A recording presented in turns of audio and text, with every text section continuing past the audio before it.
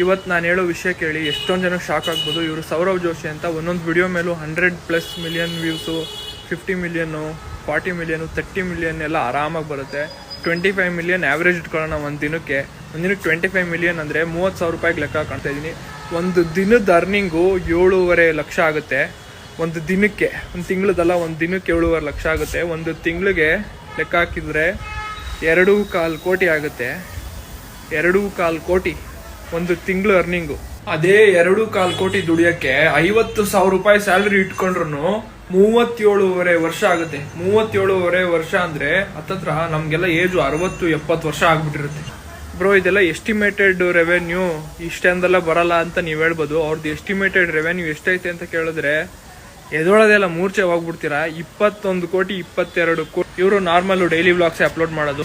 ಇಲ್ದಂಗೆ 6 ವರ್ಷದಿಂದ ಡೈಲಿ ಒಂದೊಂದು ವಿಡಿಯೋ ಅಪ್ಲೋಡ್ ಮಾಡ್ತಾನೆ ಇದ್ದಾರೆ. ಈ ವಿಡಿಯೋದು ಅರ್ಥ ಎಲ್ಲರೂ ಕೆಲಸ ಬಿಟ್ಬಿಟ್ಟು ಫೋನ್ ಇಟ್ಕೊಂಡು ವ್ಲಾಗ್ ಮಾಡಿ ಅಂತ ಅಲ್ಲ, ಕೆಲ್ಸದ ಜೊತೆ ಏನಾದರೂ ಸ್ಟಾರ್ಟ್ ಮಾಡಿ ಅಂತ ಅಷ್ಟೇ. ಮತ್ತೆ ಕಮೆಂಟ್ ಸೆಕ್ಷನ್ ಅಲ್ಲಿ ಬಂದ್ಬಿಟ್ಟು ಟೀಚರ್ ಯಾರಾಗ್ತಾರೆ, ಡಾಕ್ಟರ್ ಯಾರಾಗ್ತಾರೆ ಅಂತೆಲ್ಲ ಹಾಕಕ್ ಹೋಗ್ಬೇಡಿ.